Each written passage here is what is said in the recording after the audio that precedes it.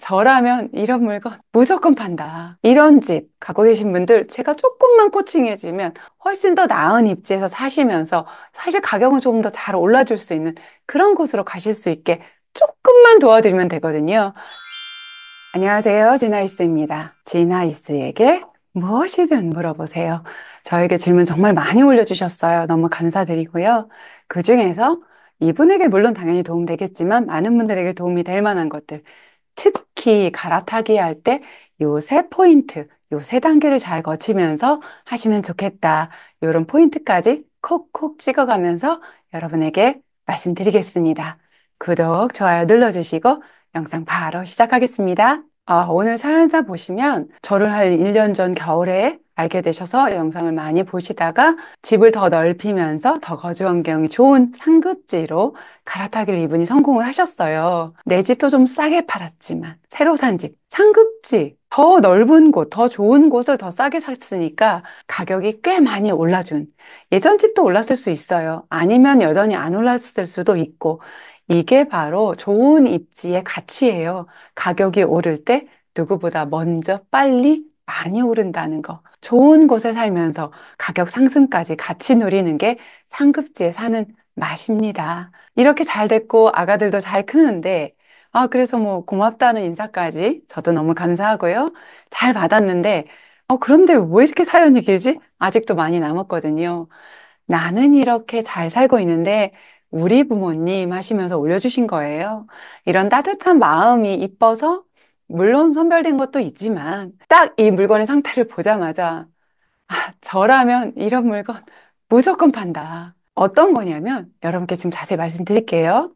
지금 동구릉역 8호선 이번에 8호선 24년 8월 10일 개통됐죠? 저도 어제 다녀왔어요. 한번 가봤어요. 거기에 지하철역이 3개나 있는데 그중에 동구릉역에서 700m 떨어진 곳 아름마을. 어디 거기구나. 딱 머리에 그림이 그려졌습니다. 거기에 60평대. 60평대 있는 건 아파트 단지 제가 하나 정도 알고 있는데 거기 거주하신다. 그런데 여기를 25년 전 분양받았던 그 집에 사신다. 여기까지 얘기 듣고 이런 집 갖고 계신 분들 제가 조금만 코칭해주면 훨씬 더 나은 입지에서 사시면서 이후에 매도 걱정도 안 하고 사실 가격은 조금 더 잘 올라줄 수 있는 그런 곳으로 가실 수 있게 조금만 도와드리면 되거든요. 그래서 선택한 것도 있어요. 제가 어떻게 풀어가는지 한번 볼게요. 사연 마저 보도록 할게요. 현재 매도 희망가는 9억 정도 합니다. 9억 정도를 받고 싶으시대요. 그러면 대출 갖고 나면 한 5, 6억 정도 남는데요. 이 돈으로 사실은 이제 나이도 있으시니까 대출을 크게 일으키거나 할 수는 없겠죠. 대출 없이 움직이거나 아주 적은 대출만 일으키거나 이런 상태에서 지역도 정해졌어요. 구리 남양주. 여기가 너무 살기 좋아서 이런 개념보다는 여기에 거주해야지만 자녀가 저만 있어요 했죠, 여기. 그러니까 외동인 것 같아요. 부모님을 좀 돌봐드리고 하시려면 가까운 곳에 살아야 되는데 거기가 구리 남양주라는 거죠. 어떻게 하면 좋을지, 이분 아파트는 어디고 어디로 가면 좋을지, 요렇게 사실 내가 살 곳까지 정해지면 아파트까지 좀 더 뾰족하게 제가 코칭해 드릴 수 있어요. 진짜 코칭 시작해 보겠습니다. 여기가 구리의 동구릉역이에요. 동구릉역 인근에는 이렇게 지금 꽤 구축들이 있죠. 그중에 좀 뭐 준신축 정도 하나 있어요. 여기에서 아름마을이라고 했으니까 여기 아름마을이 몇 개가 있는데 여기서 60평대 있는 거 쉽게 찾는 방법. 여기 평형을 60평대로 한번 눌러볼까요? 싹 사라졌어요. 그죠? 여기 하나 남았어요. 원일 아름 아파트. 보시면 거래가 지금 65평 나왔는데 21년 7월 거래. 이 그래프만 보면 내린 적이 없는 것 같지만 내린 적이 없는 게 아니라 거래가 없었다. 그러면 63평, 60평대라고 했으니까 63평일 수도 있죠? 거래가 있었냐? 거래가 있었던 게 아니에요. 보세요. 21년 9월이니까 3년 전에 거래되고 그 이후에 전월세도 한 건밖에 거래가 안 된 거예요. 그래서 이 시세의 신뢰도가 많이 떨어지죠. 지난 상승장 초입 정도만 가다가 거래가 안 된 상태로 멈췄다는 거예요. 그래서 아마 이분이 그래도 9억 정도는 받을 수 있지 않을까 했는데 이렇게 최근에 실거래가가 없으면 직전 거래가를 지금 매도해서 받을 수 있는 금액으로 삼기에는 좀 어렵습니다. 갈아타기 비법 첫 번째, 내 집의 적정 가격을 찾아라. 보시면 동구릉역에서 꽤 거리가 있는 편이에요. 한 7, 8분에서 10분 정도 제가 카카오 맵으로 재봤을 때 그 정도 시간이 나오는데 그렇다면은 인근에 60평대는 없으니까 약간 낮춰서 50평대를 키를 넣어봤더니 50평대가 이렇게 나올 때 지금 여기 하나 빼고는 연식도 좀 비슷해요. 그렇죠? 그래서 요 두 아파트에 최근 거래가가 있는지를 한번 먼저 살펴볼게요. 물론 여기 성원 2차 같은 경우는 동구릉역 초역세권입니다. 그래서 10평 정도 차이가 난다고 하지만 비슷한 가격대라고 봐도 좀 무방하다는 생각이 들어요. 요런 거 하실 때 어떤 분들은 평당가를 계산해서 곱하기 60, 곱하기 뭐 52 이렇게 하기도 해요. 네, 그 방법도 괜찮아요. 그런데 생각보다 부동산은 수학적이지 않을 때도 많아요. 그렇게 매수할 사람도 정확하게 계산해서 요 정도 가격을 지불한다. 그런 게 아니라 여기서 더 가까운 이 물건을 50평대 사는 게 더 좋을지, 10평 더 넓은 집을 살기 위해서 더 먼 곳에 있는 아파트를 살지, 요것에 대한 호불호의 차이거든요. 저는 비슷하게 주거나 저 같으면 사실은 여기서 가까운 게 더 좋거든요. 그래서 그래도 24년 5월 거래가 찍힌 여기는 물건이 더 거래가 되는 것 같아요. 한번 볼까요? 전세 월세 빼고 한번 거래된 거 볼게요. 예, 여기 24년에 두 번 정도 거래되고 여기도 꽤 거래가 없었네요.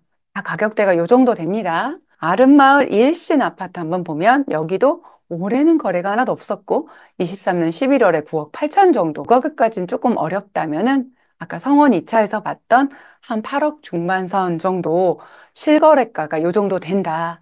그렇다면 요것만 보면 좀 아쉽죠. 네이버에 요 새 아파트 큰 평수들이 호가가 어떻게 나왔는지 봐야겠죠? 지금 성원 2차 호가 한번 볼게요. 51평 호가가 지금 최신순으로 9억 2천, 뭐 12억, 9억 5천 이렇게 나오고 있어요.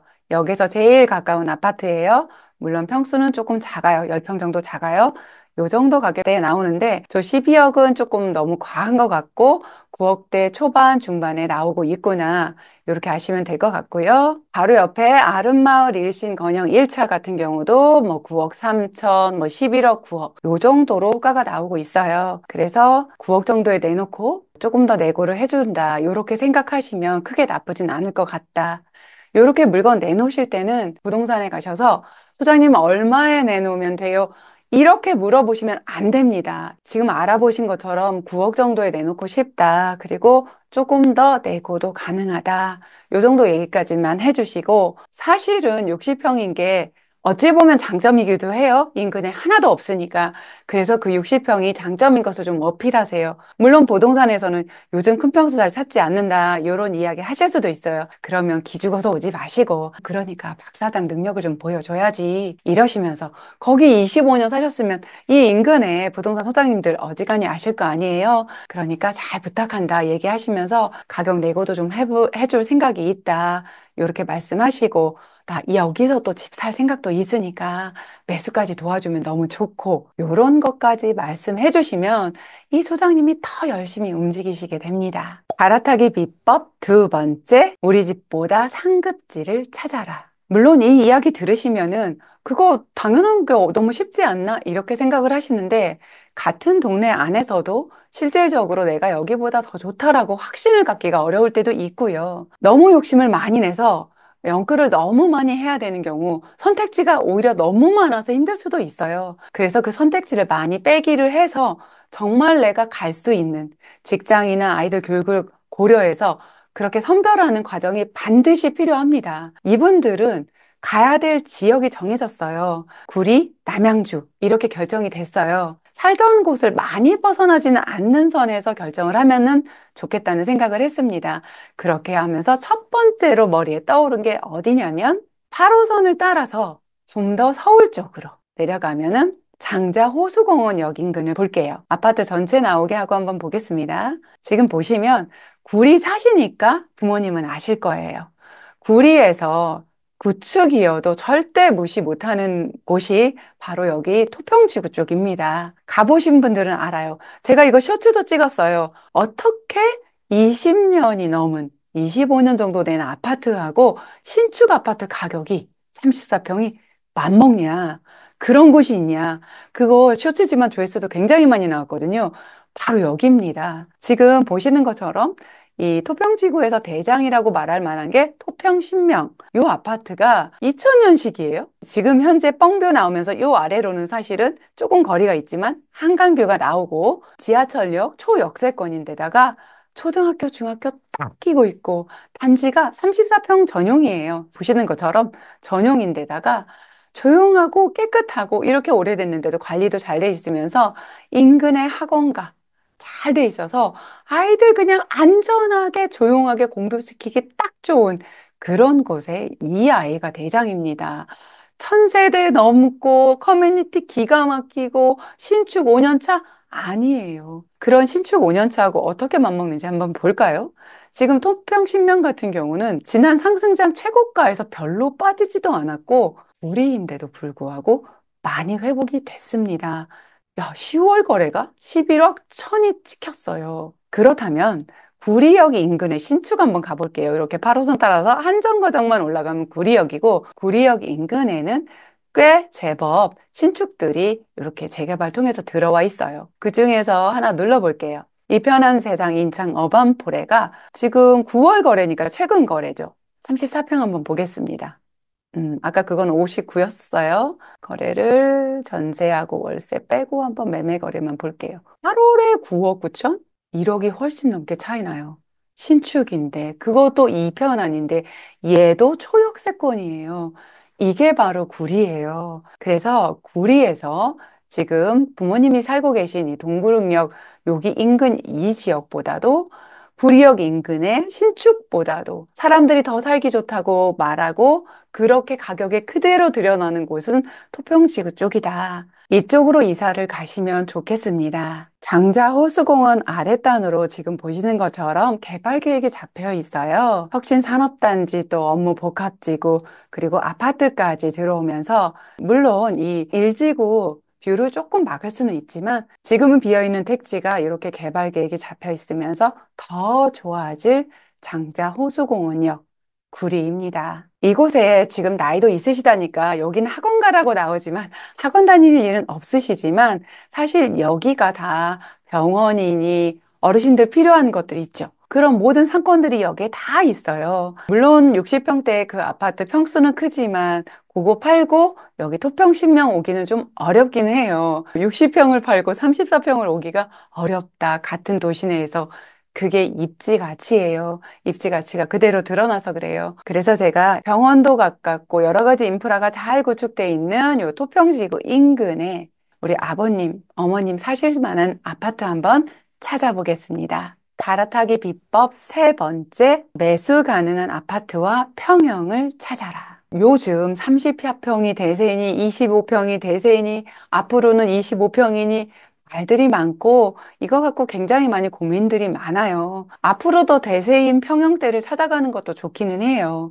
그렇지만 저는 지금 이 부모님께 맞춤으로 솔루션을 드리자면 60평대 지금 아파트 살고 계신데 저는 이렇게 큰 평수는 재건축 호재가 없다면 저는 무조건 팔으라고 얘기합니다. 제가 방배에 집 보러 갔을 때도 거기 소장님이 34평보다 좀 큰 평수 물어보면 소장님 바로 이렇게 얘기하세요. 여기서 34평보다 큰 평수 하려면 그냥 그 돈으로 대치 가지 뭐라서 방배에 집을 사냐고. 그냥 방배는 34평까지만 보라고. 제가 속으로 좀 되게 미소를 지었어요. 야, 이 소장님 찐이다. 맞습니다. 방배도 34평보다 큰 평수를 할 거면 차라리 입지를 좋은 데 간다. 이렇게 합니다. 구리에서도 마찬가지예요. 지금 동구릉역에 역에서 조금 더 거리 있는 곳보다는 두 정거장이나 더 서울에서 가까워요. 장자호수공원역에선 잠실까지 20분, 삼성역까지 30분이면 갈 수 있어요. 아침 출근 시간에 두 정거장은 엄청난 차이인 거 아시죠? 그래서 이 인근에 아파트 한번 골라봅시다. 여기서 뭐 아무거나 사고 25평 사면 된다. 이렇게 말씀드리면 지나이스가 아니죠. 여기에서 가격대 아까 아버님이 집을 파시면 5억, 6억 요 정도 나온다고 했어요. 그래서 제가 요거를 실거래가로 한번 바꿔볼게요. 실거래가로 한 5억대, 6억대 찍히는 거는 여기 대림한숲, 우성한양, 그리고 덕현 아파트 요 정도가 보이네요. 그쵸? 하나는 지금 32평의 가격이 나왔어요.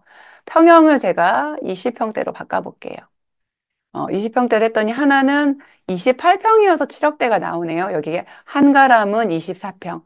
요렇게 나오는데, 그래서 지금 장자 호수공원역에서 지금 요 위쪽으로 여기 아파트 정도에서 여기 금호까지 골라보면 어떨까? 여기까지만 주면 조금 아쉬워서 제가 하나를 더 보고 싶어요. 뭐냐면 바로 대지지분하고 용적률. 여기를 재건축을 보고 사라는 얘기는 아니에요. 그렇지만 지금 조금 있으면 재건축 연한에도 들어간단 말이죠.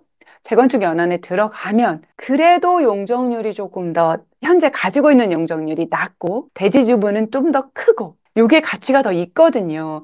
근데 지금 같은 애매한 시기에는 아무도 그거 신경 쓰고 사지 않고 학교 가까운지 학원가 가까운지 지하철역 가까운지 요것만 본단 말이에요. 그래서 어르신 두 분 사실 거지만 이후에도 건강하게 사시다가 재건축 다 되는 거 볼 생각까지 하란 뜻은 아니에요.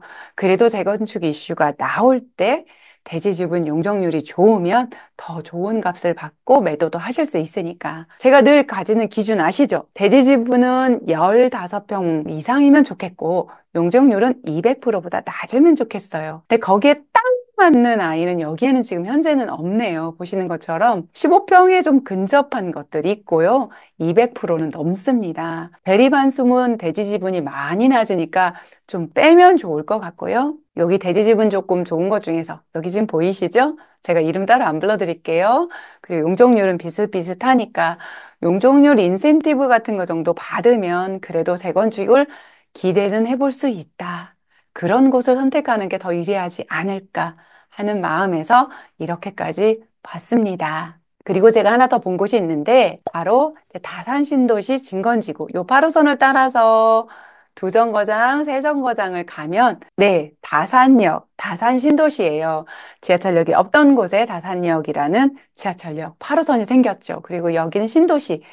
지금 보세요, 입주식이. 반짝반짝한 새 거예요. 이런 곳에 또 한번 살아보는 건 어떨까 싶은데 가격대가 이전보단 좀 비싸겠죠? 실거래가 한번 볼까요? 20평대로 하면 놀랍지 않아요? 아파트가 다 사라졌어요. 여러분, 요거는 이 어르신 말고도 여러분에게 포인트를 드릴게요. 신도시 개발을 했는데 특정 평형이 굉장히 소수다, 희귀하다. 그럼 사실 그것도 투자 포인트예요. 신혼부부들이 무리해서 30평대 가지 말고 대출 적게 일으키면서 요런 다산 진건지구 정도 들어가고 싶다 하실 때는 실질적으로 우리가 보통 말하는 24평, 5평은 하나밖에 없어요. 이렇게 모든 사람이 원하는 34평이 아닌 그곳에 좀 희귀한 평형을 가지고 있으면 물론 24평이 34평보다 비싸지진 않겠지만 평당가는 훨씬 더 높게 받을 수 있고 매도할 때도 쉽게 나가고 전세도 또 쉽게 나갈 수 있는 포인트가 있습니다.